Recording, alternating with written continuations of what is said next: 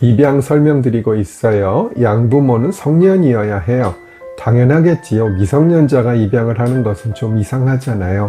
남녀 상관없고 미혼이라도 괜찮습니다. 인터넷에 미혼자는 입양을 못한다는 말이 떠돌아다닌다네요.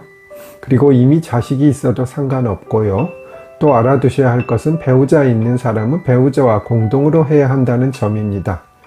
저도 입양을 하고 싶기는 한데 집사람이 반대할 것 같아요. 지난번에 설명드린 적이 있는데 조부모가 손자를 입양할 수 있을까요?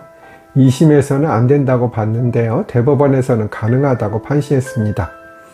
그런데 족보가 좀 꼬이긴 하겠지요. 어떻게 보면 양자는 자식 겸 손자가 되는 것이니까요. 하지만 이것은 항상 된다는 것은 아니고 불가능한 것은 아니라는 정도로 이해하시면 됩니다. 양자는 존속 또는 연장자가 아니어야 합니다. 여기에 존속에는 직계존속뿐만 아니라 반계존속도 포함됩니다. 직계존속은 부모, 조부모 이런 사람을 말하고요. 이런 사람들은 연장자일 것이니 당연히 그 점에서도 안 되겠고요.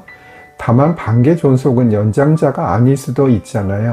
좀 이상한 일이긴 하지만요. 반계존속은 삼촌, 외숙모 등인데 요즘은 그런 일이 잘 없지만 옛날에는 삼촌보다 나이 많은 조카가 가끔 있었지요. 저희 할아버지도 7남매나 낳으셨고 아버지가 맞이라 막내 삼촌이 저하고 나이 차이가 그리 많지는 않았어요.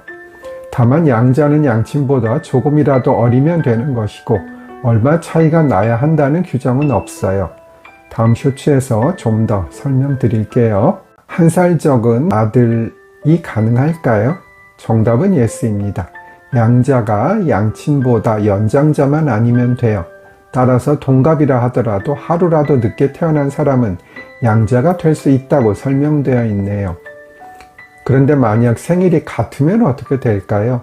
제가 보는 문헌에는 하루라도 늦게 태어난 사람은 양자가 될 수 있다고 하는데 사실 문리 그대로 해석하면 연장자만 아니면 되니 같은 날 태어나도 가능하다고 보는 것이 적절하지 않을까 싶긴 해요. 다만 같은 날 태어났다면 그 시간까지 따져야 하는지 그것은 저도 모르겠고요.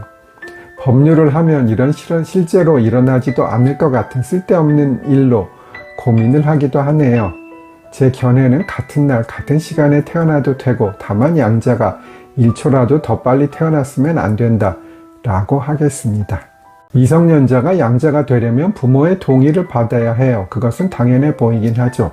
그러나 만약 친권을 상실한 경우, 부모의 소재를 알 수 없는 경우, 부모가 3년 이상 부양 의무를 이행하지 않은 경우, 부모가 자녀를 학대 또는 유기하거나 그 밖에 자녀의 복리를 현저해야 한 경우에는 동의가 없어도 입양을 할 수가 있어요. 친권에 대해 간단히 설명드릴게요. 부모로서의 권리라고 생각하세요. 그런데 사실 친권은 권리인 동시에 의무의 성격도 상당히 강하게 가지고 있어요. 가끔 친권을 행사하는 것이 적절하지 않은 부모도 있잖아요.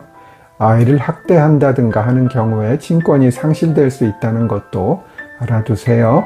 친권을 상실한 부모는 당연히 자식이 입양되는데 동의권도 상실하겠고요.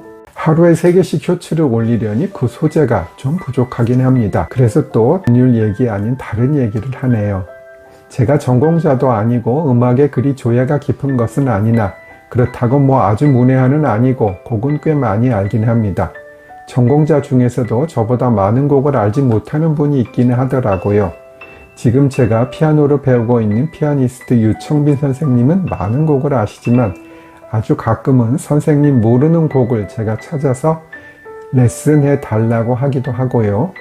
그런데 확실히 전공자이시고 뛰어나셔서 그런지 모르는 곡을 보여드려도 이 곡은 어떻게 치는 것이 좋겠다는 조언을 기가 막히게 해주세요. 그분은 제가 보기에는 타고난 음악가예요. 절대 음감도 저보다 더 정확하신 것 같고요. 다음번에는 유청빈 선생님이 악보 만드는 데 도움을 주신 거 설명해 드릴게요.